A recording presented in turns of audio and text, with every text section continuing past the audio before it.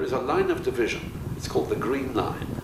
It marks the armistice line that was arrived at in an armistice in 1949 at the conclusion of fighting in the 1948-9 war between the Jordanian and Israeli armies. That line, which lasted 19 years, did divide East and West Jerusalem, and the old city was on the Jordanian side of that line. The Jordanians occupied the whole of the old city, including, for example, the Jewish quarter of the old city.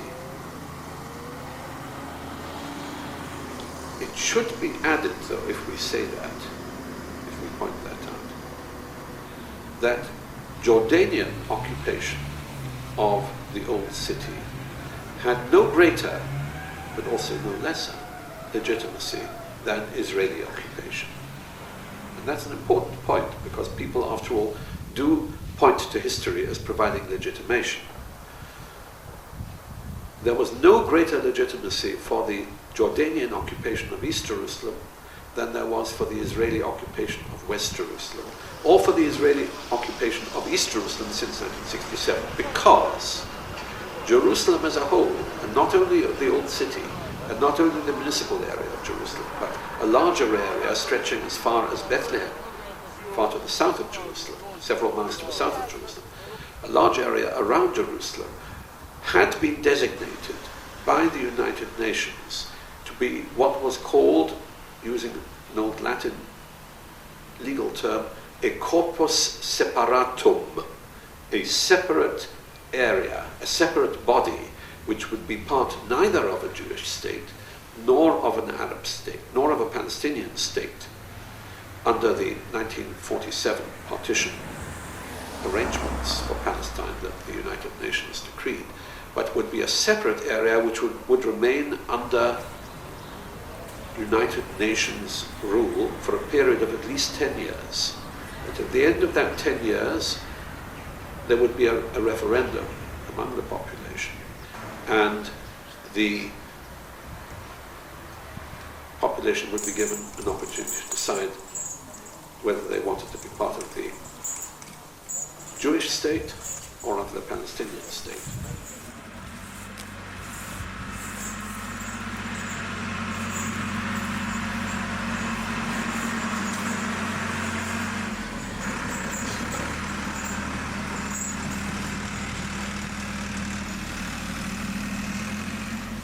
I should add that the area was cunningly delineated in such a way as to include a population which was almost exactly half Jewish and half Arab.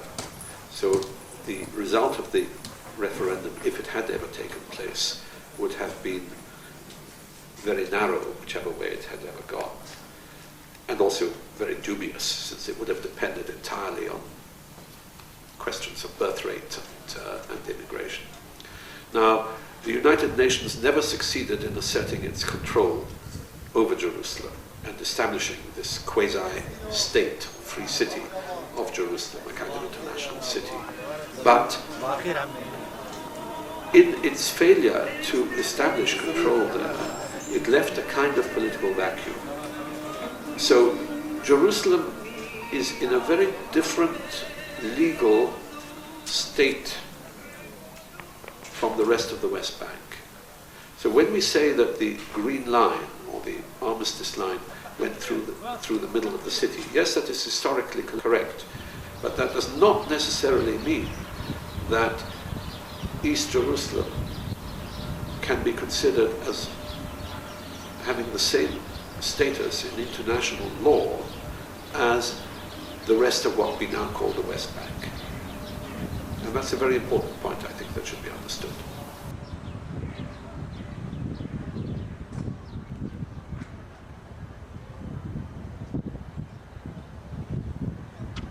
Since 1967, of course, Israel has tried to enforce its sovereignty in the whole of the city.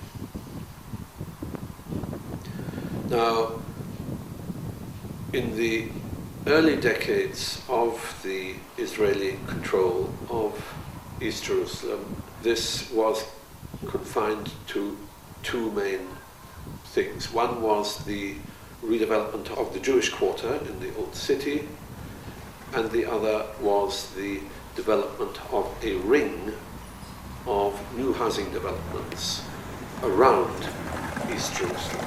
Since the 1980s, so in the past 2 decades, there has been an effort by religio-nationalist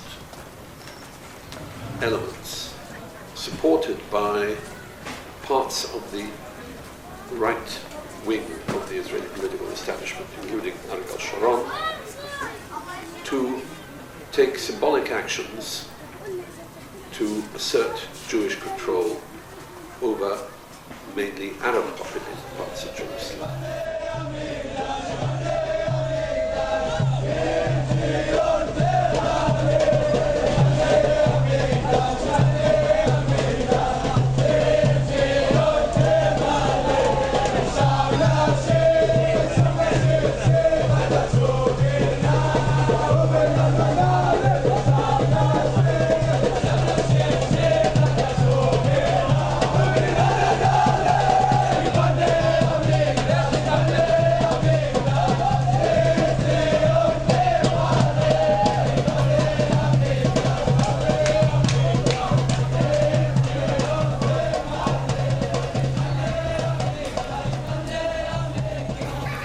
By way of explanation, I should just say that Jerusalem is a highly segregated city when it comes to the distribution of the population.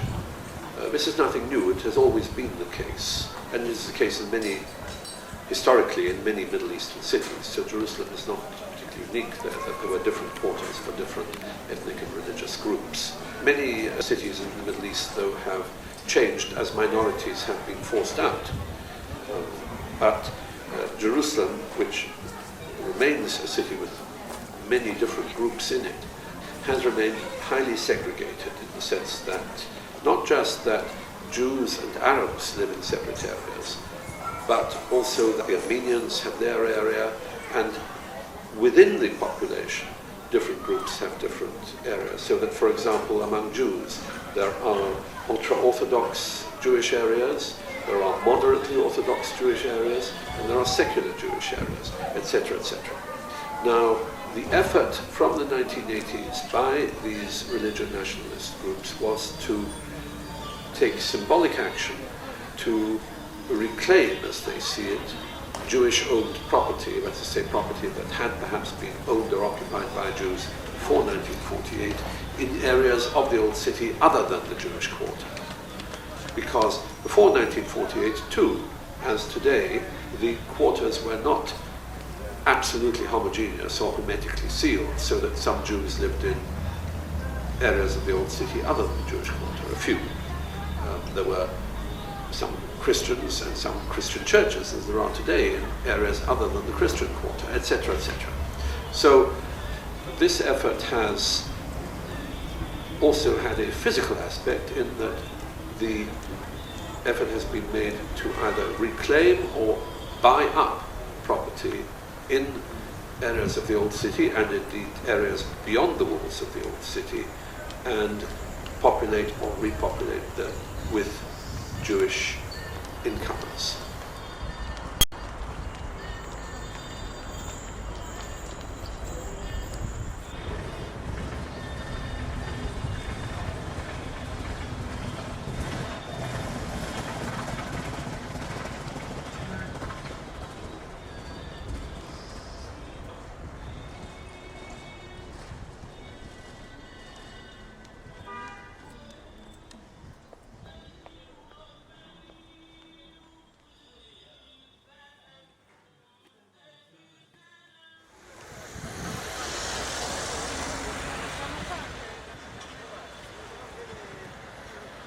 The old city of Jerusalem, which is the area of less than 1 square mile within the walls of the city that were put up in the reign of the Ottoman Sultan Suleiman the Magnificent in the 16th century. These walls, which are virtually intact. This area is divided into 4 quarters. A Jewish quarter, a Muslim quarter, a Christian quarter, and an Armenian quarter. The Armenians, of course, are Christians, but their quarter is separate from the quarter of other Christians. The quarters are not marked by any physical boundary on the ground. So, if you want to know which quarter you're in, you have to refer to a map or ask somebody. The quarters are not all the same size. The largest quarter by far, which is almost as big as the other 3 put together, is the Muslim quarter. It is also the most populous quarter. None of the quarters has an absolutely homogeneous population. The quarter that is closest to being homogeneous is the Jewish quarter, which, as of 2000, and it hasn't changed all that much since then, had 1,800 Jews, 500 Muslims, and 0 Christians. The Armenian quarter at that time had 700 Jews, 500 Muslims, and 1,200 Christians, of whom the great majority are Armenian Christians. The Christian quarter had 3,900 Christians, many of whom are ecclesiastics, Greek Orthodox or Latin, that's to say Roman Catholics in the main, although there are some others too. And finally, the Muslim quarter had 400 Jews, 1,400 Christians, and 21,900 Muslims. So you see, first of all, that all 4 quarters have representatives of other faiths within them. Secondly, you'll gather from those figures that the Muslim quarter is far more populous than all the others, and that Muslims are far more populous in the old city than others. In fact, out of the total population in the old city, which in the year 2000 was 33,700, the Muslims accounted for 23,700. So they constitute a majority, an absolute majority by far, of the population of the old city. And indeed, that has remained so in 2009, although the population altogether has grown. The Muslims who live in the old city are very poor. They are indeed among the poorest part of the Muslim population of Jerusalem. Housing conditions in the old city, but particularly in the Muslim area, are rotten. The crowding, particularly in the Muslim quarter, is very great. The Jewish quarter has largely been rebuilt since the 1967 war. Between 1949 and 1967, when Jordan was an occupation of the eastern part of the city, including the whole of the old city, the Jewish quarter had been abandoned by its Jewish population who had fled in the course of the 1948 war. Some Muslim squatters occupied the Jewish homes in the Jewish quarter, but when the city was conquered by Israel in 1967, the eastern part of the city, including the old city, the Jewish quarter was largely rebuilt, redeveloped, much in the style of what it had been, but the Jewish quarter too, before 1948, had been occupied by the poorest segments of the Jewish population, and also by ultra-Orthodox Jews. And those who settled in the old city Jewish quarter after 1967 are in the main Orthodox Jews. Not all ultra-Orthodox, but in the main Orthodox Jews. So that the Jewish quarter has a religious atmosphere, which not all parts of Western Jewish Jerusalem have. Some have and some haven't. But the Jewish quarter of the Old City is mainly occupied by Orthodox Jews. The Armenian quarter is remarkable in one respect, and that is that the Armenians are actually in a minority in the Armenian quarter. As I mentioned, only 1,200 out of 2,400, but probably they are now an actual minority in the Armenian quarter. Armenians have lived in Jerusalem for many centuries, all clustered around their cathedral in the Armenian quarter. Many of them are craftsmen, and there are some traditional occupations that Armenians have held in Jerusalem.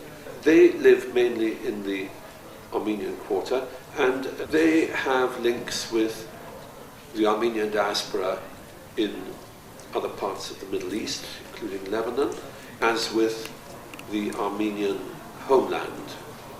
The Christian quarter is again unique in that it is really dominated by great Christian institutions, in particular the Latin Patriarchate and the Greek Orthodox Patriarchate.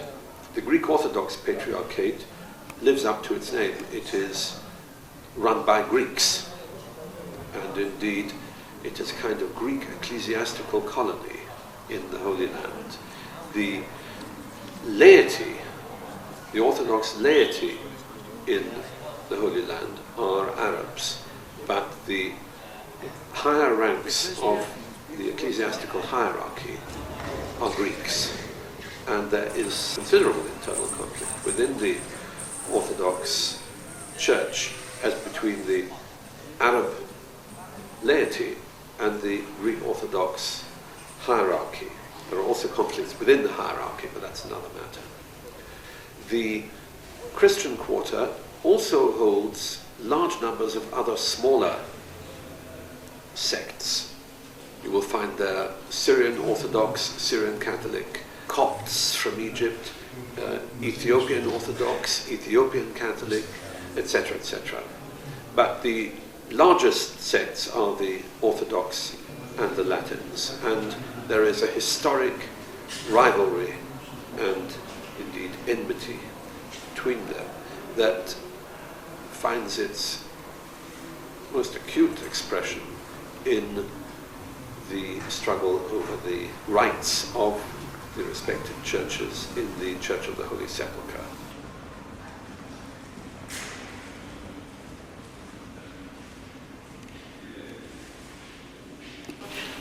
After long decades of fighting between monks and even between armies, Russia and France, and Britain in the Crimean War in the mid-19th century, the Christian churches agreed that they agreed not to agree over who owns the Church of the Holy Sepulchre or the Church of the Nativity, but agreed nevertheless that everything that had been done in the past by way of who could go where and who could do what in terms of processions on holy days or prayers in particular chapels, everything that had been done in the past would remain the basis for the future.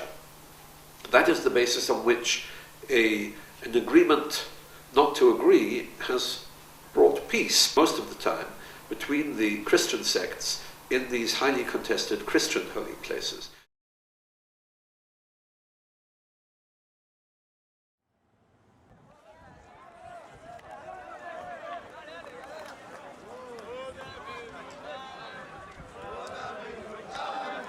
The area in front of the Western Wall was cleared immediately after the Israelis conquered East Jerusalem in 1967. Until then, in front of the Western Wall, there was only a very narrow passageway in which people or donkeys could pass. But on the other side from the wall there was a slum area known as the Maghrebi quarter, and that area was razed to the ground after the 1967 war. People were moved out involuntarily, expelled, in other words, from their homes and moved elsewhere. The area then was opened up to accommodate the vast throngs of Jewish pilgrims. The Western Wall is a contested holy site. Nearly all holy sites, at least a very large number of them in Jerusalem, are contested. The Temple Mount itself, on which the Western Wall abuts, is a Muslim holy site, but in recent years that has been contested by some nationalist Jews who even dream of rebuilding the temple there. The Western Wall is claimed by Muslims as also being a Muslim holy site. It is called Al-Burak. Burak was the miraculous steed on which the Prophet Muhammad, according to Muslim tradition, rode in a single night from Arabia to Jerusalem. He tethered Al-Burak, allegedly, at the Western Wall, and then ascended the next door mount, which Jews call the Temple Mount, and from there rose to the seventh heaven, then came down again and rode back to Arabia, all in one night. Now, that is the basis on which there is a Muslim claim to the Western Wall as a Muslim holy site. Now, it should be said that historically this claim is quite recent. Since 1967, the Western Wall has been turned into a kind of synagogue. It wasn't that before 1967. It was a place of pilgrimage. It was a place where individual Jews prayed, but there were no services of an organized kind that took place there. It was forbidden in that period, which is said under British rule between 1917 and 48, to bring benches there or to bring the other fixed appurtenances for a synagogue to the Western Wall. So people prayed there individually. And by the way, until the 20th century, men and women's areas of prayer at the Western Wall were not divided, because people just went and prayed as individuals next to the wall. It's called in religious parlance in Hebrew a mechitza, a dividing partition to separate the women's prayer area from the men's prayer area, as in all Orthodox synagogues.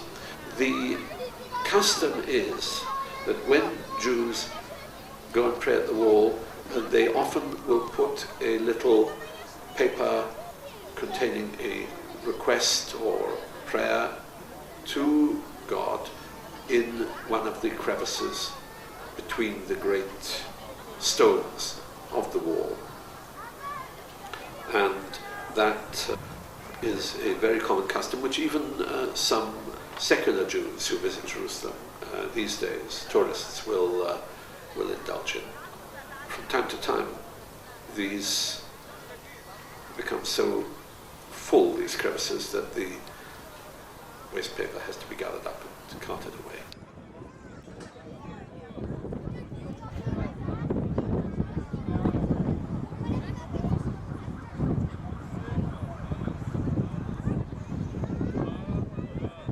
The wall abuts onto the Temple Mount, but it is far below it. And the Temple Mount itself, the Jews call it the Temple Mount, the Muslims call it the Noble Sanctuary, Al-Haram al-Sharif, the Noble Sanctuary. It contains the mosque, the Al-Aqsa Mosque, which is one of the most prominent landmarks in Jerusalem, and the Dome of the Rock. sometimes called the Mosque of Omar, but it is not a mosque, it is a shrine. Within that is the rock which marks the spot allegedly where Abraham sacrificed Isaac. One thing that many Jews don't understand, or many non-Muslims don't understand, is that the Temple Mount is not an area on which there are Muslim holy places. The Temple Mount as a whole is a Muslim holy place, all parts of it. And that misunderstanding is what provides a basis for a tiny minority of extremists to claim that it would be no great sacrifice for Muslims if they allowed a synagogue to be established on part of the Temple Mount, which of course Muslims see, not without some justification, as an attempt to create a foothold which could then lead to an attempt to rebuild the temple. Now, most religious Jews regard with a mixture of abhorrence and absurdity the idea of rebuilding the temple.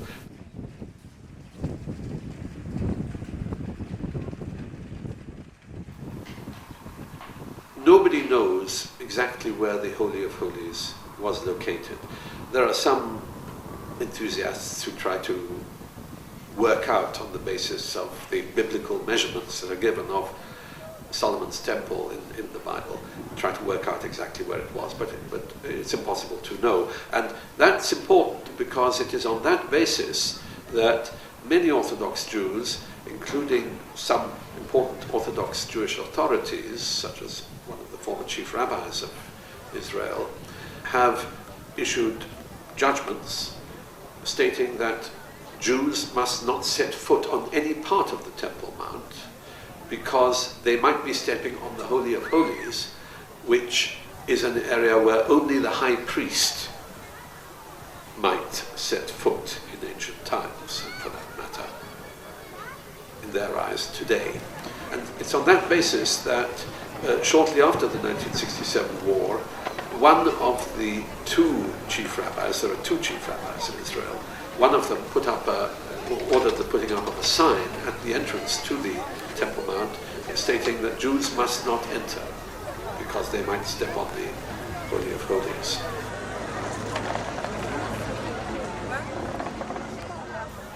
So far as the Western Wall is concerned, it is outside the area, the compound of the Muslim holy places, but it is immediately below it. And in times of tension, it has been the case since the 1920s that occasionally over-enthusiastic, shall we say, Muslim defenders of the holy places, as they see it, have taken to dropping things, or even throwing things, stones, bricks, donkey excrement, from the top, above the Western Wall, down onto Jews praying below. And this, needless to say, has given rise to incidents and often to violence between Muslims and Jews and riots. And the close contiguity of the great Muslim holy place in Jerusalem, Al-Haram al-Sharif, and the great Jewish holy place, the Western Wall, is one of the great enduring problems in Jerusalem. It's not unique, but of course, in the case of the Jews and Muslims, it has been given a special color in recent decades by the political conflict, the nationalist conflict between Israelis and Palestinians.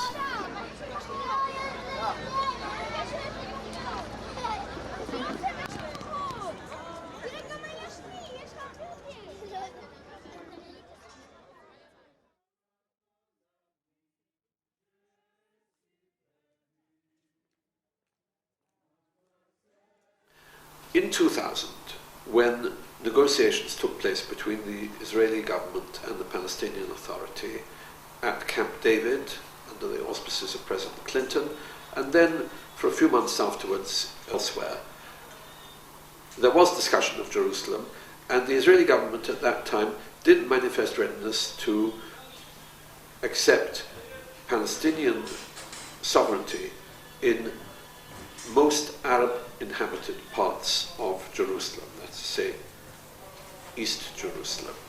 So far as the Old City was concerned, there was discussion at Camp David of an arrangement whereby the Palestinians would gain control of the Muslim quarter and of the Christian quarter. The Israelis would retain control of the Jewish quarter, and there was some discussion about the Armenian quarter. That wasn't a major issue. The Palestinians manifested a readiness under such arrangements to have the Western Wall be under Israeli control. There was no agreement on the issue of who should control the Temple Mount. It should be said that the Temple Mount, for practical purposes, since 1967, has always remained under the day-to-day control of the Muslim religious authorities, the Waqf. There is a small Israeli police post on the Temple Mount, but except at times of extreme tension, Israeli security forces have abstained from entering that area. So for practical purposes, Muslims have retained control of the Temple Mount throughout that period. Now, there was no agreement at Camp David about what might happen on the Temple Mount itself. There were various suggestions put forward. Of course, no agreement was reached on the larger political issues at Camp David, nor has agreement been reached since. The present Israeli government remains strongly committed to upholding Israeli sovereignty in the whole of Jerusalem. Its predecessor, headed by another right-wing Prime Minister, Prime Minister Olmert, was rather more open to the idea of Palestinian sovereignty in Arab parts of Jerusalem. Mr. Olmert made it very clear that he was prepared to advance in that direction, even though when he was mayor of the city in earlier times, he had been strongly opposed to that. So he has moved. But the present government of Benjamin Netanyahu is strongly opposed, at least rhetorically at the moment, to any redivision of Jerusalem. But there is a large part of the Israeli political spectrum which would be ready to contemplate some form of redivision along the lines that were discussed and indeed came close to being agreed at Camp David. And when people ask, well, what about the Temple Mount? Surely it's impossible to reach agreement on that. My answer to that is, yes, I believe it is impossible to reach agreement on that in the sense of a treaty which would lay down who is sovereign there. I believe, nevertheless, that this need not be a total obstacle to any agreement on a political settlement on Jerusalem. And I believe something similar could work on the Temple Mount. And the reason that I say I believe that is not because I have a great faith in the reasonableness of people who, I admit, can often be very unreasonable on both sides on these highly charged religious issues. The reason I say I believe that is that I have a basis for that belief in the status quo that has existed since 1967. Because since 1967, in spite of the fact that Israel controls the whole of Jerusalem, and in spite of the fact that Israel claims sovereignty over the whole of Jerusalem, Israel has not, in fact, when you go there on the ground, taken over the Muslim holy places. It has respected the authority of the Muslim Waqf on the Temple Mount. Now, I'm not saying that the behavior of the Israeli authorities in relation to the Muslim holy places has been perfect by any means. They have restricted access at many times to the holy places, and they've done other things at certain times, sometimes quite inflammatory, like Mr. Sharon's visit there on the 28th of September 2000. But by and large, that status quo has been respected by Israel since 2000. And I think some sort of basis for the future arising from that status quo may provide a formula for the future whereby Israel and Palestine, without agreeing on who is sovereign there, may in practical day-to-day terms be able to coexist.